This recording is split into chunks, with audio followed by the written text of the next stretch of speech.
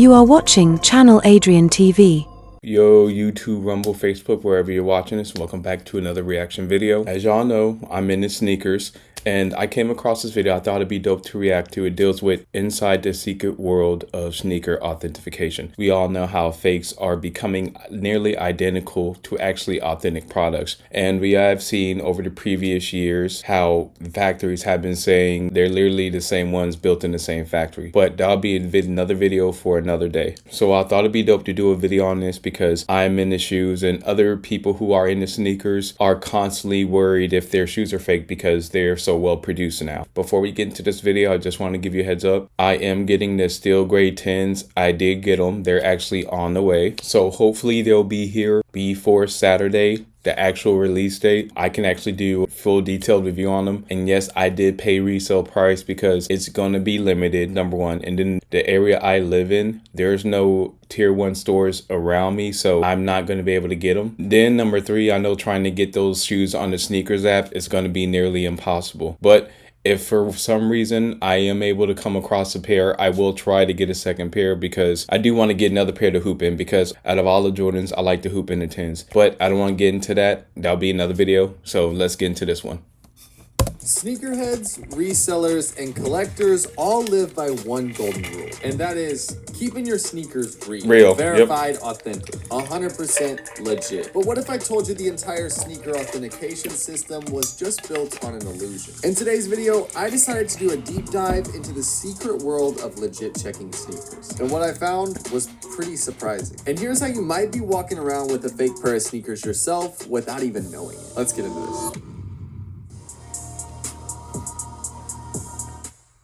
So, before StockX, sneaker reselling was pretty much like the Wild West. You had message boards on a thing called Nike Talk, and I'm sure a lot of you guys watching this have no idea I was raised on Nike Talk, y'all. But it was pretty much like a forum where sneakerheads could just kind of talk back and forth. But that and personal relationships was just about it. Like when you would buy a pair of sneakers on eBay, you would just hope that they were legit, and also that you didn't get scammed. When it came to reselling sneakers, it had a lot to do with these Nike Talk forums or eBay or... Yeah, and he's right, because like I said, since I'm an old head, I was around that time to where you had those forums on Nike Talk and eBay, and this was before authenticating shoes, so you really had no idea really, because you could have got scammed. Even yes, Craigslist. Yeah, Craigslist did have J's too. Guarantees, just seller feedback, grainy photos, and a gut feeling that if they were real or not. But the thing was that in the early 2000s, like pre-2013, 2014, fake sneakers were actually fake. Like it didn't take a rocket science to look at a pair of Jordans and realize if they were fake or real. Like if the Jordan logo was doing the pick and roll, or if Nike flat out just didn't make that colorway, you would know.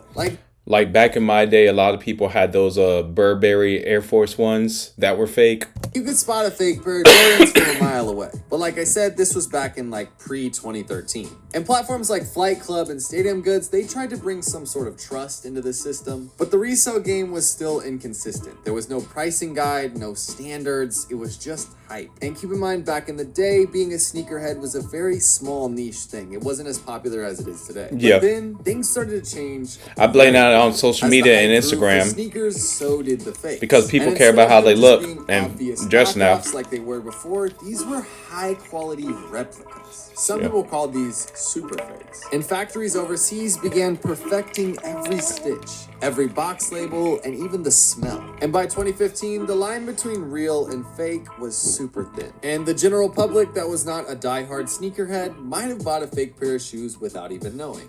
And he's telling the truth about that. I went to a sneaker boutique once, a friend that I know, and I pulled up on him because I happened to be in the area because I was looking at some shoes. And he said, "Let me show you something." I was like, okay. He said, "Which one is fake?" I couldn't tell which one was fake, even though one pair was a legitimate fake shoe. They look exactly the same. From the box, from the smell, from the stitching. And this is what he's talking about. Fakes are becoming so well produced now. If you're not educated in shoes and sneakers, you're not going to understand if that's a fake or not. Just when it started to get better, enter in the brand StockX. And when StockX launched in 2016, it promised one thing to the sneaker culture that we were all missing, and that was trust. An authenticity guarantee paired with live market data. Buyers could see price trends, place bids, and also buy verified authentic sneakers. It was just like trading stocks. No more guessing, no more scams, and the sneaker game felt a lot safer. And of course, as you guys can imagine, StockX became a multi-million-dollar company. And around this time of 2016, 2017, it became the standard. Whenever you were buying a pair of sneakers, you checked StockX to make sure that you were getting a good deal. And with StockX, you could see every time that specific pair of shoes got sold and what price. So if a buyer was asking $100 more than they were selling on StockX, it obviously wouldn't be a good deal. A lot of people loved the platform, a lot of people hated the platform, but one thing nobody can deny, from 2016 to 2020, StockX was the biggest sneaker resale platform in the entire world. But it was also— Yeah, and he's right about that, because I would always go to StockX to look at shoe prices and kind of use them as a gauge. And for those 4 years, like you said, 16 to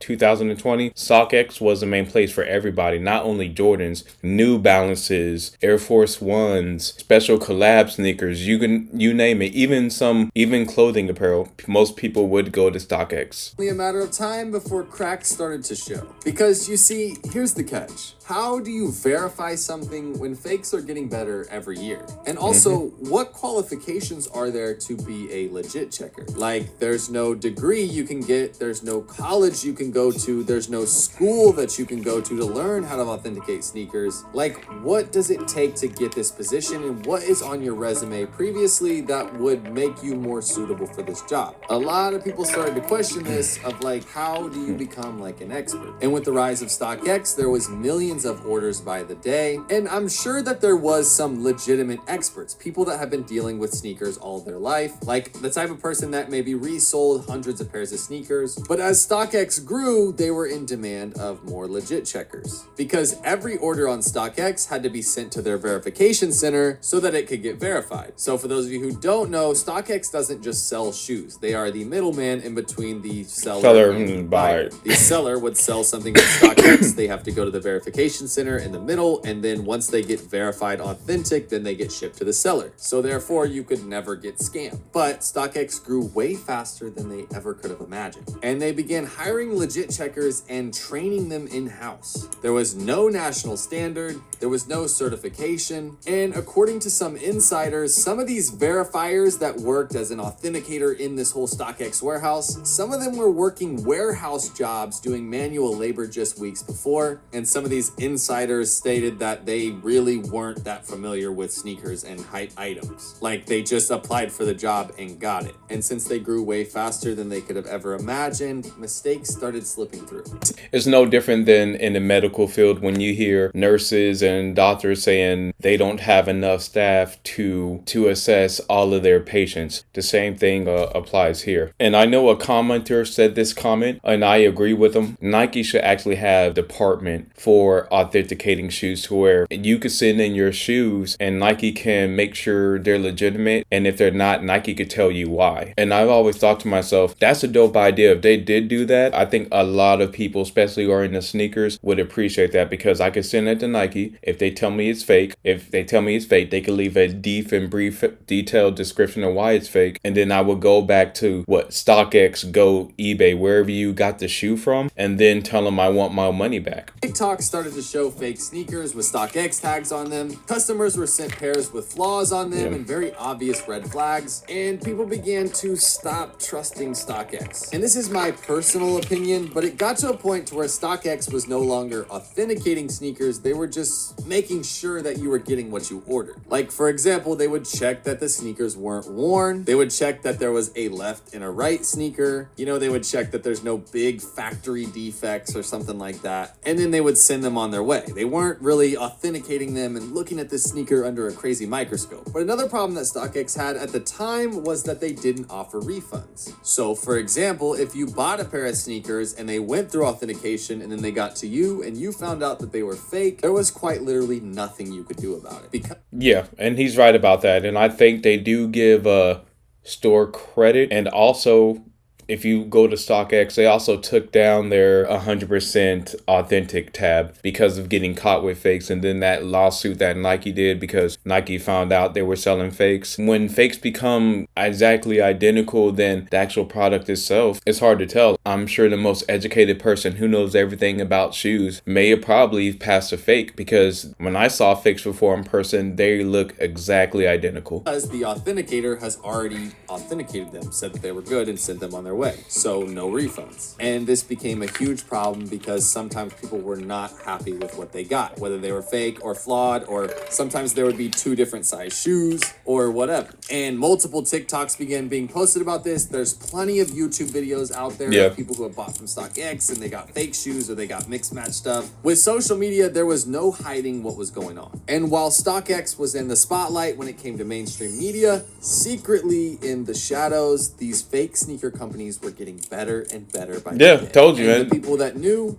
were making a killing. And I specifically remember this on 2 pairs of shoes, and that was the original Travis Scott Jordan 1 highs, just the brown and white pair, the high tops. That pair and the Ian Connor Revenge Storm sneakers, the ones that look like Vans but with the lightning bolt on the side. During this time that this controversy was happening, I personally was reselling sneakers, and I also worked at a sneaker resale store. So I would see hundreds of pairs of Jordans, fake or real, and I started to learn telltale signs of fake sneakers and real sneakers. But when I tell you these Travis Scott sneakers were the best of the best fakes I have ever seen, these companies overseas in China were literally making these 1-to-1. Like, there was flat out no difference besides a Nike receipt, and a lot of the times people would make receipts. Like, when it came to side-by-side comparison, there was almost no difference.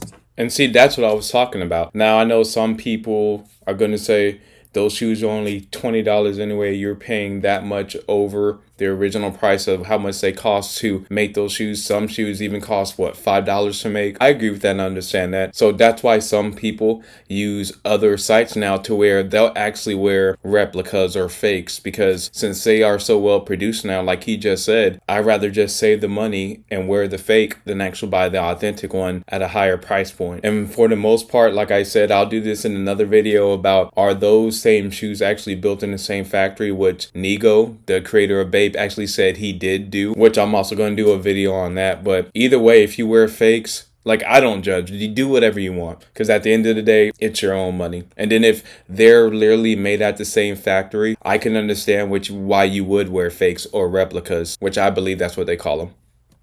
So what can you do? What determines if they are real or fake? Yep. They are literally identical. This is where things started to get messy, because Nike only releases a very limited quantity of these, and that's what makes them worth $1,000 on the resale market. But when you have a fake company in, let's say, China, or a fake manufacturer, and they're pumping out thousands of pairs of these by the day and sending them straight through StockX, and they're passing, this completely ruins the market and floods thousands and thousands of fake pairs that are now verified as real into this whole sneaker resale ecosystem. And I feel like StockX got the brunt of all of this when it came to the media, but other platforms that offered the same thing, like eBay, Go, like, they were still passing fake sneakers too. And that's what I was saying earlier. Fakes have become so well produced now. Other places have probably passed fakes, and I'm talking about the top sneaker head or the top sneaker person who knows everything about shoes. I'm pretty sure they may have passed 1 or 2 fakes just because, like I said, of how well they are. And actually, I will do a full comparison with a fake shoe and an authentic shoe from my own personal collection, just to show y'all how close they are. I just feel like StockX was kind of the face of it all, because they were the biggest platform in the entire world. And then came the bombshell. In 2022, Nike sued. That was talking about when Nike sued them. Denied the claims, but the damages were done. For those of you who don't know, I've done an entire video on this situation. You guys can watch it right here. I think I'm gonna review that video as well. To sum that whole story up, representatives at Nike did a secret investigation where they ordered a bunch of pairs of Jordans off StockX, and a lot of them ended up being fake. So they had all the evidence evidence they needed before they presented StockX with this lawsuit. People started questioning every pair of sneakers that they bought. So then we go back to the root of the problem. How does sneaker authentication actually work? And a lot of it is guesswork. Legit checkers look at stitching patterns, label fonts, factory codes, or even the smell of just the glue. But these so-called super fakes, the new generation of these reps, they're matching all of it. And also, when you're a company like Nike, Adidas, Jordan, whatever it is, you're pumping out hundreds of thousands of pairs, and not every pair is going to be up to code or exactly the same. And some platforms even turn to AI to help legit checking. But AI is only as good as the data it's trained on. And in the end, it's all a balancing act between speed, accuracy, and trust. And also, you have to remember that these companies are businesses and they make money. And in 2025, you might think that your sneakers are 100% legit because of where you bought them from. But what a lot of people don't realize is the fakes are getting so good and the real are getting so bad that people could now begin returning fake sneakers back to these outlets. And for example, people could buy a $20, $30, $40 fake off of whatever Chinese manufacturer overseas, and then they could take that sneaker and go return it back to Nike, Foot Locker, Champs, JD Sports, whatever. And there was even a YouTuber that I'm not going to name that went as far as actually doing this. He made a video where he bought a fake pair of sneakers. Yeah, and I remember that YouTuber, which was stupid, by the way, because Nike did sue him, and he did lose that lawsuit, if I'm not mistaken. That's what I was talking about. You could get a rep for 30 and 40, and it looks like the real Jordan or the real Forces or the real Travis Scott or whatever it is that you're wearing. It's from a Chinese manufacturer, and he went and returned them to a Nike store. And since he documented this ended in a huge lawsuit. I myself have a video on my YouTube channel from like a year or two ago where I found a legitimate fake pair of Nike Air Force Ones at the Nike store in my city, Kansas City. And this is where it gets really scary, because you can even go as far as buying a pair of sneakers from the Nike store and still having a chance at getting fake shoes. And in today's world, you might think your sneakers are 100% legit, but with these fakes nowadays, you never know. But one thing is for sure is there's no such thing as perfect authentication, only belief and trust. So next time you unbox a pair of Legit sneakers, ask yourself this: are you 100% sure that these are legit?